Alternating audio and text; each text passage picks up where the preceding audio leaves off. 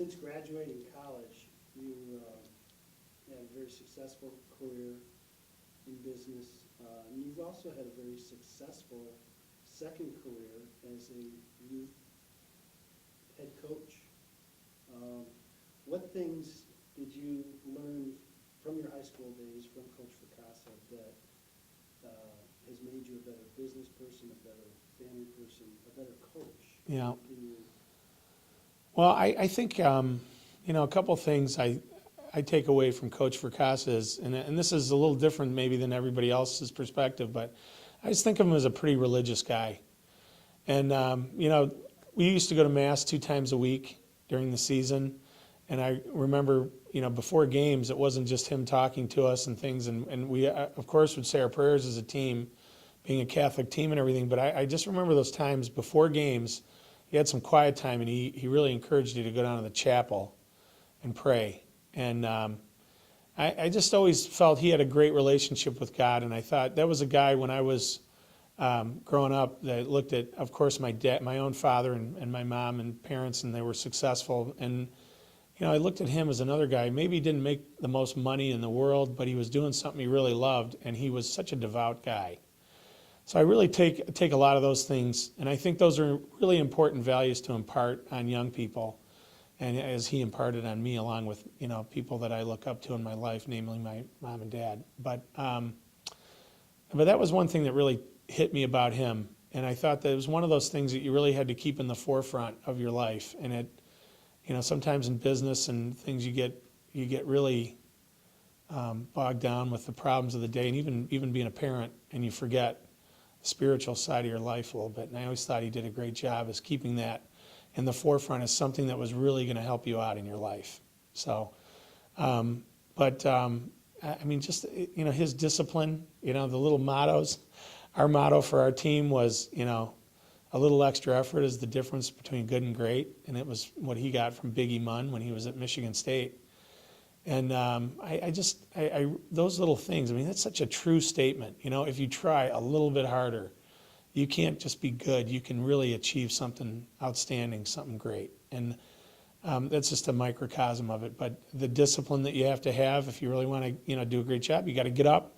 You got to get up early. You got to get yourself organized. You got to do a great job. Those are all things that he taught and preached in the game of football. But I know sometimes he, as he was teaching us football, he really was truly teaching us about life. Mm-hmm. And it's just so true in the generations of boys that he's taught. Those lessons come in different ways and shapes and forms. I think the cool thing about him too is that they affect each person a little differently.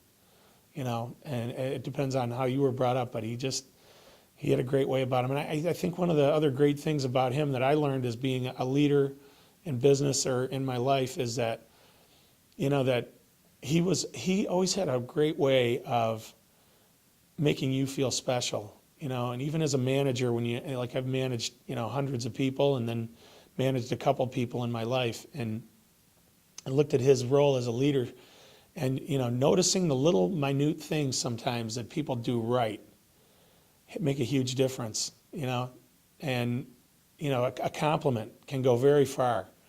A criticism at the same time, can be something that can take a good form, if it's done right, and obviously sometimes you got your butt chewed out there.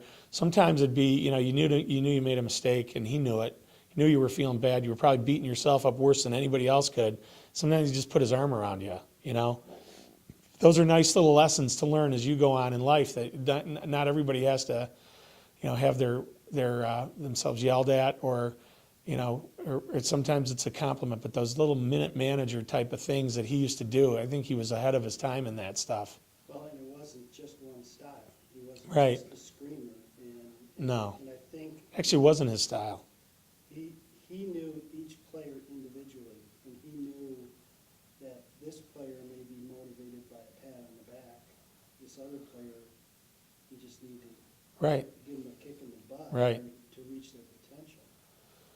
But getting back to just your question about St. Regis, our football program is really based on what he did at Brother Rice. There's the guys that I have helping me coach. Most of them are Brother Rice players that went through his program, and it's really just I mean, we have a couple guys like my brother Dan, who obviously he fashioned his program off of Al. And Scott Merchant is another guy who's a St. Regis graduate and Brother Rice graduate and a very successful high school coach.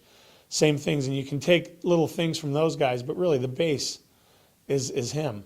And the way you do it, and the way you do it fairly, and the way you try to put discipline in it, and try to put your Catholic faith in it. I mean, we're a Catholic school at St. Regis. Those are things first and foremost that we're going to try to espouse. And I think the biggest thing, though, is if you're going to have a team, it's got to be bigger than just yourself. Right. And those are, even with little kids, they get that message. And they get it really good. And you know, I always look up to, you know, Coach and my brother Dan for what they do with high school kids. But I think more and more the guys on this grade school level from 4th grade through 8th grade are really important too. Not only just becoming good football players, but with what's going on in our community. They need to get the same kind of Fracassa-like